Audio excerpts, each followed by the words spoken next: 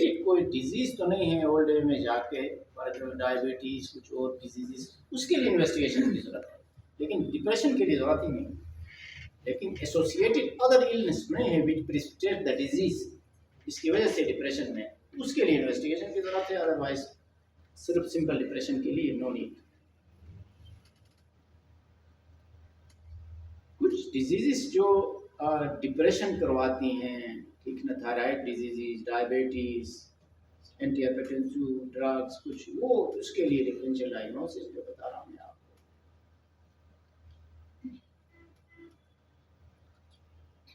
अब कॉम्प्लिकेशंस क्या है डिप्रेशन की, देखो कॉम्प्लिकेशंस में depression itself aggravates other diseases. पहले से हार्ट डिजीज है तो डिप्रेशन से एग्रवेट हो सकता है, डायबिटीज से एग्रवेट होगा, और जितनी इलनेसेस हैं फिजिकल इलनेसेस वो बढ़ जाएंगी डिप्रेशन की वजह से, ठीक है। अब ब्रीफली बता देते हैं, फिर जब आपके क्वेश्चंस आएंगे, how will you manage the depression. Number 1 drug, second psychotherapy which is called, psychotherapy में सीबीटी, कोग्निटिव बिहेवियर थेरापी, कुछ एक्सट्रीम पे जा गया तो ईसीटी, इलेक्ट्रिक, जिसको करंट नहीं कहते हैं, इलेक्ट्रोकन्वल्सिव थेरापी। लेकिन number 1 drugs, anti depressant drugs, लंबी लिस्ट है anti depressant drugs. Anti depressant drugs effective होने में, the effect of anti depressant starts after 2 weeks, 2 हफ्ते बाद उसका असर शुरू हो जाता है, सेरम लेवल बिल्डअप हो जाता है 2 हफ्ते तक। ये ना समझ लें एंटी डिप्रेसेंट, अगर अभी रऊफ साहब को ज़्यादा पता है कि अभी हम स्टार्ट कर लें एंटी डिप्रेसेंट कि कल ठीक होगा, उस वक्त तक एंजाइटिक्स टेम्परेरी काम डाउन करने के लिए ड्रग दे के कंट्रोल कर लेंगे 2 हफ्ते तक, 2-3 हफ्ते तक। लेकिन 2 वीक्स के बाद एंटी डिप्रेसेंट्स इफेक्ट शुरू हो जाता है। 3 वीक्स और 1 महीने में वेल बिल्डअप होगा, पेशेंट फुली ठीक होगा तीसरे हफ्ते के बाद।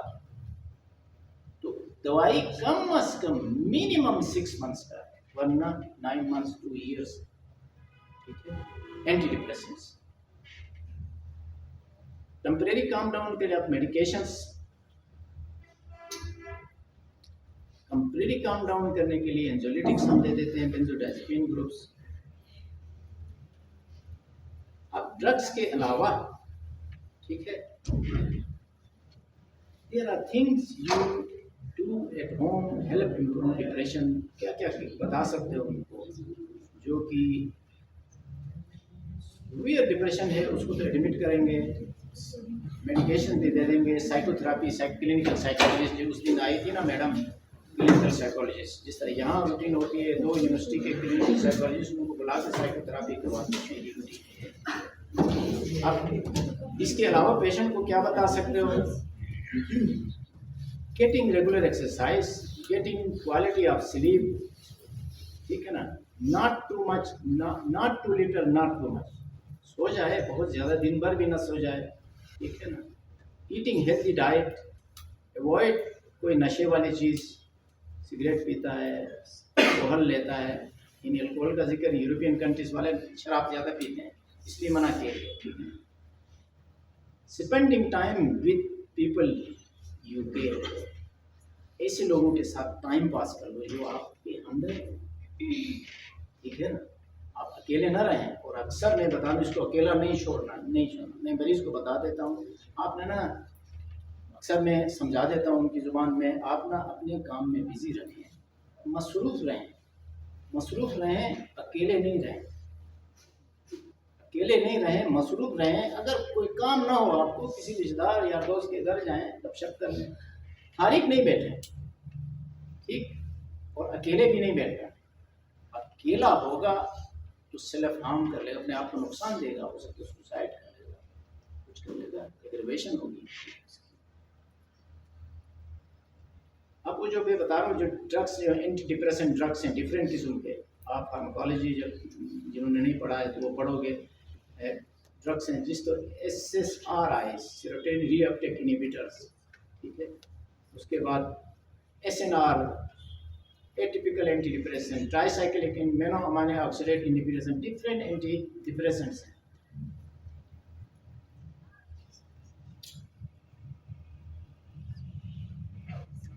प्रोग्नोसिस प्रोग्नोसिस उसको कहते हैं, जिनको नहीं पढ़ा है तो आउटकम ऑफ डिजीज।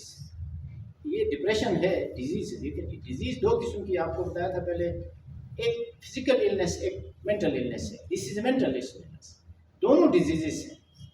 आप यही समझ लें कंप्यूटर का hardware and software, this is illness of software, ठीक है। सॉफ्टवेयर है यानी prognosis outcome of the disease very करती है डिपेंडिंग ऑन द सिवियरिटी, कितनी शिद्दत है, टेम्परेरी और लास्टिंग, लॉन्ग लास्टिंग, ट्रीटेड है या अनट्रीटेड है, ठीक है। और साथ साथ नशा तो नहीं करता है, बहुत सारे फैक्टर्स हैं। अदरवाइज प्रोग्नोसिस अच्छी है, ठीक है ना, डिप्रेशन की मैनेज कर लोगे। कुछ डिजीजेस साथ साथ तो नहीं है। अभी जितने डिप्रेशन के पेशेंट होते हैं, एक तो ट्रीटमेंट है, लंबी ट्रीटमेंट देनी पड़ती है, ठीक है।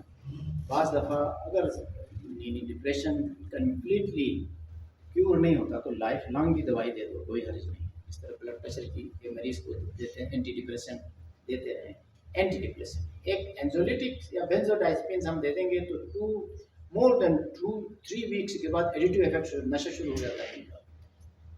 लेकिन एंटी डिप्रेशन एक दफ़ा 6 मंथ्स के लिए दे दें, 9 मंथ्स के लिए दे दें, उसके बाद ड्रग को हम आहिस्ता आहिस्ता बंद करते हैं, टेपर ऑफ कहते हैं। अगर 300 मिलीग्राम या 100 मिलीग्राम टेबलेट दे रहे हैं उसको आप ऑफ करने, एक दफ़ा कम्प्लीटली क्योर हो गया, साइकोथेरापी की भी ज़रूरत नहीं है, सब कुछ ठीक है, तो ड्रग्स को आहिस्ता आहिस्ता 2-3 महीने में बंद करेंगे। तो हम देंगे पहले 100 मिलीग्राम ले रहा है, 75 मिलीग्राम दे देंगे 15-20 दिन के लिए, फिर 10-15 हफ्ते के लिए 60 मिलीग्राम दे देंगे, फिर 50 मिलीग्राम दे देंगे, ग्रेजुअली 5 मिलीग्राम 1 मिलीग्राम तक ला के बंद करेंगे। ये तरीका होता है which is called taper of drugs, ठीक है। तो अगर मैनेज कर लेंगे with initial just a simple depression, कोई ड्रग भी ना दे दें, मामूली डिप्रेशन है, उनको समझा भी दोगे, साइकोथेरापी करवाओगे तो ठीक होता है, ठीक है। और फिर ऐसे पेशेंट भी होते हैं जो कि कहोगे ना आपको यार ये सारे सिम्टम बताने के बाद डिप्रेशन है, मैं सब कुछ ठीक ठाक हूँ, मुझे क्या डिप्रेशन, मुझे कोई मसला नहीं है, डिनाई कर लेगा वो, उसको कहते हैं इनसाइट, उसके अंदर डिजीज़ के बारे में आइडिया नहीं है, तो कहता है अच्छा डिप्रेशन है, यही कल उम्मत है कि पागल हूँ मैं। तो ऐसे पेशेंट्स मुश्किल से ड्रग नहीं लेंगे, कन्विंस नहीं होंगे, वेरी डिफ़िकल्ट। एक दफ़ा अगर आप प्रॉपर हिस्ट्री लेके बता देते हैं कि ये सिम्टम्स, पढ़े लिखे लोग समझ जाते हैं, ये सिम्टम्स डिप्रेशन के हैं, ये ऐसा ही है, देखो आपके सारे टेस्ट मैंने करवाए, ये कर सब कुछ ठीक है, आपको डिप्रेशन है। तो जो डिनाई करता है कि नहीं मैं ठीक हूँ, मुश्किल, उसको वेरी डिफिकल्ट, उसके लिए क्लिनिकल साइकोलॉजिस्ट से भी ओपिनियन लेनी है, दवाई की भी ज़रूरत है, और दवाई भी रेगुलर नहीं खाएगा। अगर एक दफ़ा मरीज़ कहेगा कि नहीं आप डॉक्टर साहब बिल्कुल आप सही फरमा रहे हैं, यही हुआ मेरा, आप उसको फिर एक्सप्लेन करते हैं दवाई, ये यहाँ आप उसको एजुकेट करके भिजवा देते हैं कि इस अप्रोच को कहते हैं कि जिस तरह हम पेशेंट सेंटर्ड जिस अप्रोच कम्युनिकेशन स्किल्स में हमने डिस्कस किया, patient centered approach, patient realize करे जो आपने लिखा है वो दवाई मैं खाऊंगा, तब भिजवा दें। नहीं वो कहता है नहीं डॉक्टर साहब दिमागी दवाइयाँ दी हैं, बाहर जाके रिसेप्शन में, फिर ये करते क्या है, दवाई ले जाके स्टोर वालों को, जब तक खुद एक्सप्लेन नहीं समझाओगे ये क्या दवाई लिखी है डॉक्टर साहब ने, डिप्रेशन की है, नशे की दवाई है, वो ये बताएं, अच्छा गालियाँ भी दे के जाएगा वो, पागल समझाए। अब उनको भी, वो भी कम पढ़े लिखे होते हैं, क्वालिफाइड फार्मासिस्ट नहीं होता है, वो गलत कमेंट्स नहीं देना चाहिए, उनको चाहिए ये एक दवाई है, ये हमें नहीं पता, पर्ची की बिल की डॉक्टर वो ही बता देंगे आप। ये हमारी सोसाइटी में मल्टीपल फैक्टर्स हैं, ठीक है, मल्टीपल फैक्टर्स हैं। दवाई, कुछ दवाइयाँ नशे की दवाई पहले से खा के, अक्सर आके हमारे पास आकर अंदर आके बता देते हैं फलां दवाई लिखो। मैं कहता हूँ इनको पता है फलां दवाई लिखो, ये स्टोर वाले दे देते हैं, हमें नहीं पता ये दवाई आप नहीं रखती। वो गलत कोई हेरा वो करके आएंगे, नहीं हमें ये इंजेक्शन लिख के दे दो, ठीक है। तो ये मसाइल हैं। तो कुछ अगर आइडिया हुआ, कोई क्वेश्चन है तो पूछ लें आप।